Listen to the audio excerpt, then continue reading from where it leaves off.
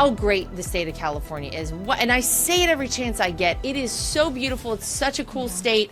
It's just run so poorly. So I sat down with Sheriff Chad Bianco, who is actually right now the front runner. He's leading the pack in terms of, running for the governor out there in California. And he's leading, well-known Democrats as well. He's at like 13%, I think, right now.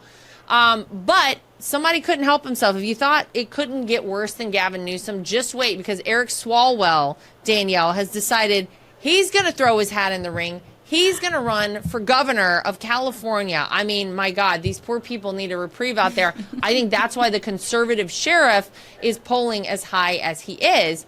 And in an interview that Eric Swalwell did over the weekend, one of the things he said that he really feels strongly about is that he says, I want us to be able to vote by phone. If we can do our taxes, make our healthcare appointments, essentially do your banking online, you should be able to vote by phone.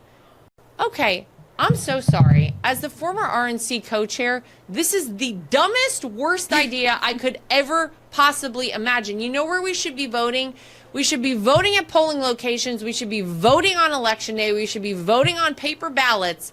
This is ripe for voter fraud. I can't imagine, Danielle, why Eric Swalwell would possibly want to vote by phone there in California for the governor's race.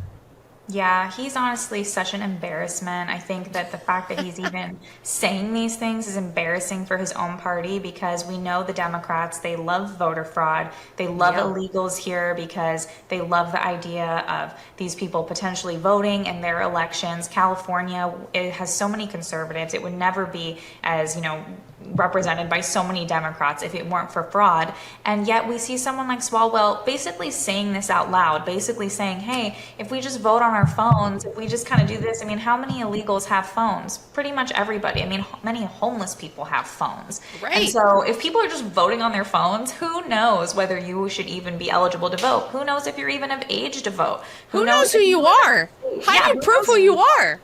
Exactly. So him proposing this, it's not serious. It's not something that is like an actual, he's like running for governor. This is very unserious of him. And yet when I think about it, though, that is kind of what the Democrats want. So maybe that's an appealing thing for him to say when he's running in a Democrat primary or something. But I absolutely don't think he is going to be a front runner, even for the Democrats, because he's been horrible in the House. He has, these basically is known for his relationships with a Chinese spy. He's not a serious person, and he's honestly just very embarrassing for them to even be running.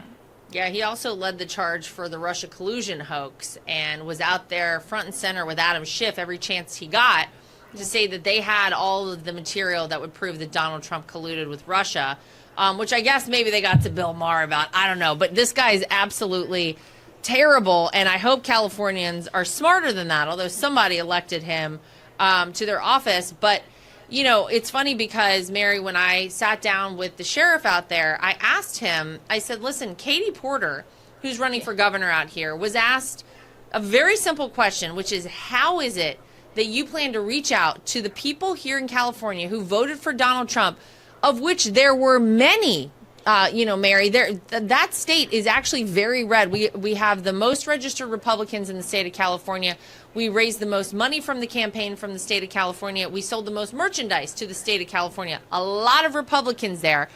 So how are you going to reach out to those Trump people and Republicans? And of course, she got herself into a whole heap of a mess over her response and just poo-pooed the idea that she even needed to deal with any of them. She doesn't need them. So I asked the sheriff, how are you going to reach out to people who voted for Biden or Kamala Harris or Gavin Newsom?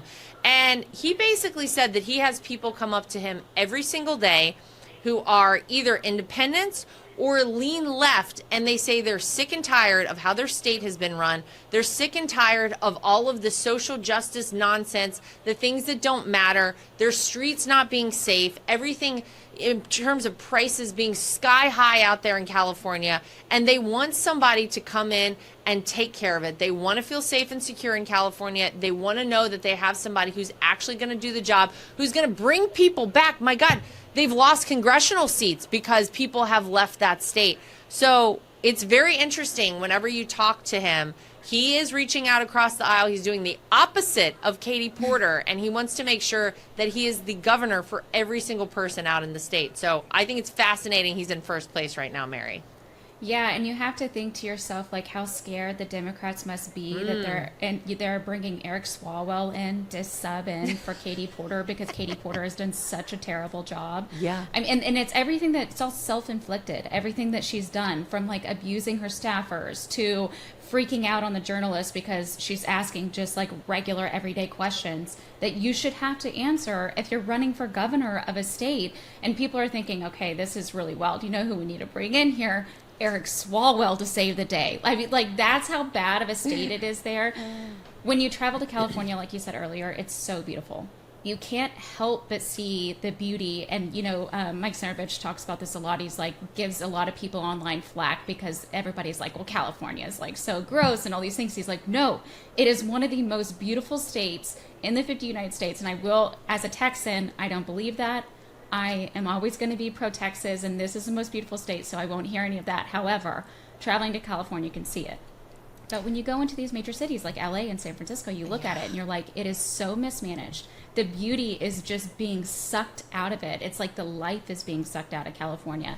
So I'm hoping that these Republicans, like, you know, the conservative sheriff, will come in and say, listen, I see the beauty. Let's help recapture it. Let's come back into the middle. We don't have to be, you know, as far conservative as, you know, that makes you uncomfortable, but let's get our education back online. Let's clean our streets. Let's make it safe again for you to be able to go out shopping with your friends and with your family and all of that stuff. Let's make it more affordable. I think that that's the smartest way to do it, other than Katie Porter and Eric Swalwell, who's like, let's pick up our phones. Not to mention the fact that you have illegal immigrants who can get the real ID in California and it's like a proven fact that they have. So how are they going to prove that an illegal immigrant is not voting in the election over there in California? It's insane.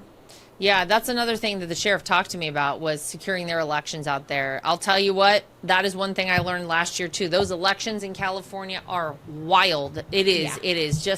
It is the wild, wild west out there. It's crazy. They got to rein that in. They got to figure that out a lot. For full shows, live and on demand, it's Salem News Channel.